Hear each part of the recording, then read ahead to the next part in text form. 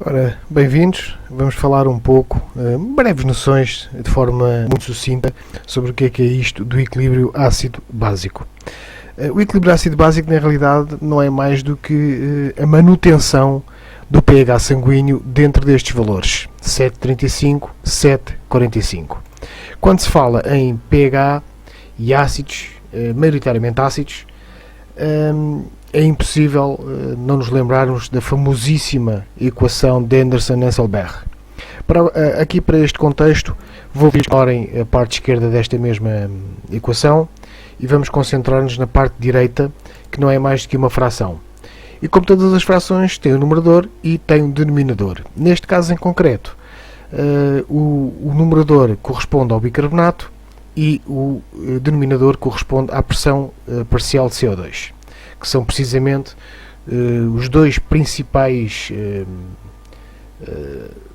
realidades que de facto contribuem para a manutenção do pH ou, em caso de desequilíbrio,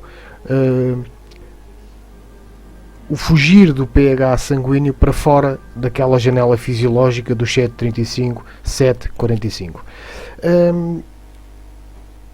O pH sanguíneo é, acima de tudo, se não houver fatores que concorram em contrário, dizia eu que o pH sanguíneo é, acima de tudo, uma realidade mantida por 4 órgãos, 2 rins e 2 pulmões.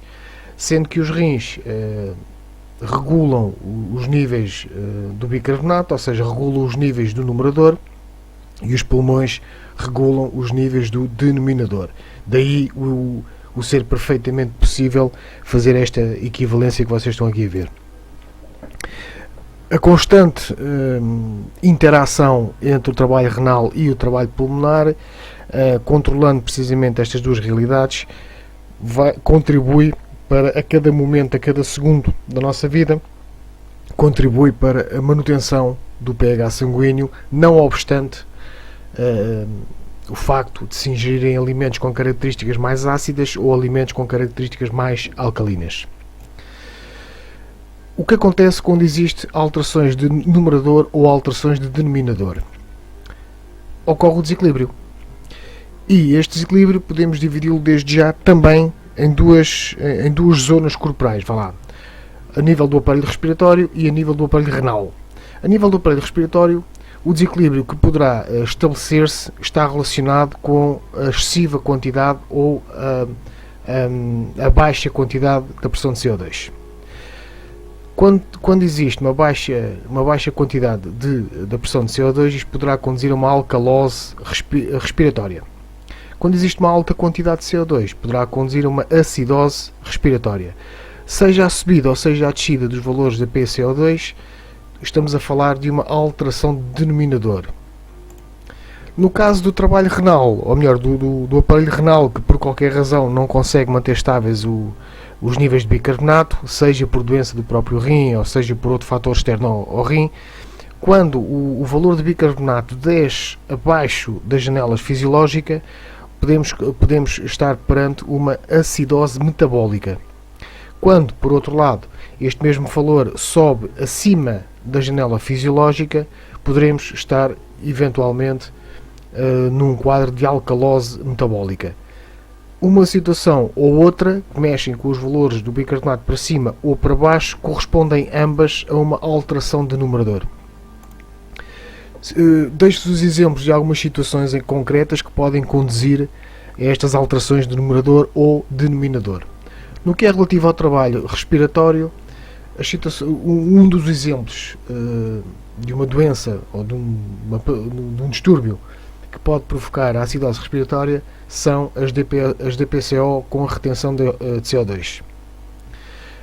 Um exemplo que poderão conduzir a uma alcalose respiratória consiste na hiperventilação e, em casos específicos, no momento em que eventualmente está a acontecer um tromboembolismo pulmonar, face ao esforço de reflexo do pulmão a insuflar e desinsuflar, só por si pode ser o suficiente para desencadear uma hiperventilação e, consequentemente, uma alcalose respiratória. No que é relativo ao trabalho do aparelho renal, situações que conduzem a uma acidose metabólica estão relacionadas com o alto consumo de bicarbonato É o que acontece, por exemplo, na cetoacidose diabética, em que há a libertação de vários ácidos na corrente sanguínea, consequentemente esses ácidos têm que ser tamponados, ou utilizando outro termo, a sua agressividade tem que ser diminuída, e a forma que o corpo tem de fazer isto é ligar estes mesmos ácidos ao bicarbonato.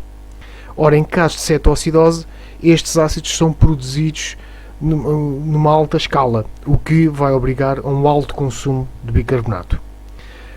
Uma outra causa que conduz à acidose metabólica pode estar relacionada com o déficit de regeneração do bicarbonato, ou seja, tendo em conta o exemplo que eu vos dei há pouco sobre a importância do bicarbonato se ligar aos ácidos para anular a sua agressividade, entre aspas, este, depois de cumprida a sua missão, este é aproveitado e regenerado a nível do rim. Para quê? Para, após esta regeneração, este bicarbonato é conduzido à corrente sanguínea para continuar a desempenhar o seu papel de tampão. Por vezes, esta parte da regeneração falha por qualquer razão. Existe um déficit na regeneração de bicarbonato. Uma outra causa está relacionada com a grande eliminação de bicarbonato. Situações que acontecem, por exemplo, nas diarreias. Diarreias continuadas, muito tempo de diarreia é o suficiente para haver uma eliminação muito grande de bicarbonato. Este não consegue ser mantido na janela fisiológica e, se não houver outra forma de compensação, poderá provocar uma acidose metabólica.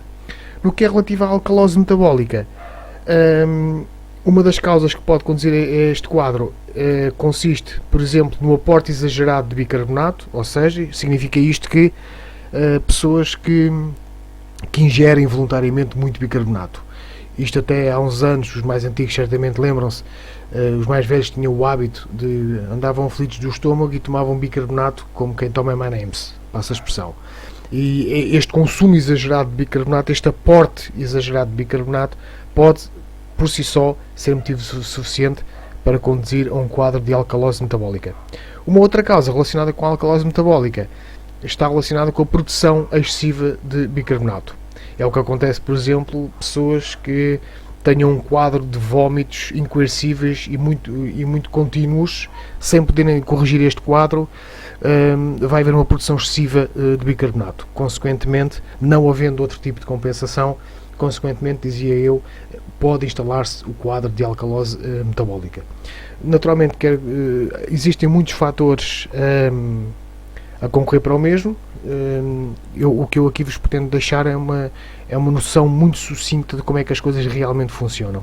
Não percam a próxima iniciativa, que vai estar relacionada com formas de compensação que o corpo tem, em caso sempre que a janela de pH sanguíneo saia fora daqueles valores, e quadros clínicos expectáveis, especialmente para o pessoal da EPH, de encontrar na rua e pelo menos haver aqui uma consciencialização dos sinais, de reconhecimento de sinais, caso estes ocorram.